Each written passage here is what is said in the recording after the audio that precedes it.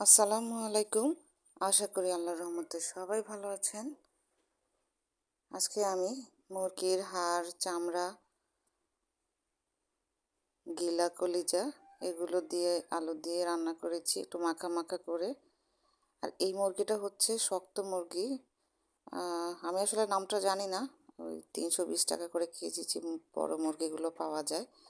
এক একটা মুরগি 5-6 কেজি ওজনের হয়। তো ওই মুরগিগুলোর কিন্তু চামড়া, হাড় খেতে খুবই মজা। এগুলো একদমই ফেলে দেওয়ার মতো নয়। তো যাই হোক, আমি এই বড় মুরগির একটা 5 কেজি ওজনের মুরগির হাড়, চামড়া, পা, গিলা, কলিজা এগুলো রান্না করছি। তো খুব ভালো করে আমি পরিষ্কার করে ধুয়ে তারপরে চুলাতে আমি একটুখানি পানি আর লবণ দিয়ে বসিয়ে রেখেছি। প্রায় 40-45 মিনিটের মতো আমি শুধু এভাবেই রান্না করেছি। কেননা এই মুরগিটা খেতে কিন্তু অনেক শক্ত। আপনারা যারা খেয়েছেন তারা জানেন সহজে একদম সিদ্ধই হতে চায় না। তো আমি প্রায় 45 মিনিটের মতো শুধু লবণ আর পানি দিয়ে সিদ্ধ করেছি, আর মাঝে মাঝে এসে আমি নেড়ে চেড়ে দিয়ে গেছি। তো এখান থেকে যখন 45 মিনিট হয়ে গেল, আমি সাইড থেকে একটি বাটিতে কিছু মশলা নিচ্ছি। এর মধ্যে দিয়ে দিচ্ছি আদা রসুনের পেস্ট, জিরার গুঁড়ি, কালো গোলমরিচের গুঁড়ি, ধনিয়ার গুঁড়ি, গরম মশলা গুঁড়ি, হলুদ, মরিচ এগুলো আমি সামান্য একটু পানি দিয়ে খুব ভালো করে মিশিয়ে নিচ্ছি।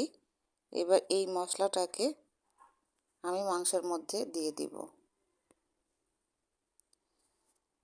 এবার খুব ভালো করে এই মশলার সাথে আমি মাংসটাকে মিশিয়ে নেব। আর আমি কিন্তু রান্নার তেলও দিয়ে দিয়েছি। আপনারা খেয়াল করেছেন আমি কিন্তু এর আগে রান্নার তেলটাও দিইনি। তো ভালো করে এবার মাংসের সাথে এগুলোকে আমি মিশিয়ে নিচ্ছি। আবার ঢেকে রান্না করছি। আমি কিন্তু মাঝে মাঝে এসে নেড়ে চেড়ে দিয়ে গেছি। প্রায় 20 মিনিট পরে আমি কিছু আলু দিয়ে দিলাম এর মধ্যে। আবারও মিশিয়ে ঢেকে রান্না করব। ফাইনালি আমার কিন্তু মাংস এবং আলু সব কিছু সিদ্ধ হয়ে গেছে, তেলটাও একদম ভেসে উপরের দিকে উঠেছে। এই পর্যায়ে আমি একদম সামান্য একটু পানি দিয়ে নিলাম, কারণ এগুলোর মধ্যে কিন্তু খুব বেশি পানি দিলে ভালো লাগবে না, একটু মাখা মাখা হলেই ভালো লাগবে। নামানোর কিছুক্ষণ আগে আমি 4-5টি কাঁচামরিচ ফালি করে এর মধ্যে দিয়ে দিলাম।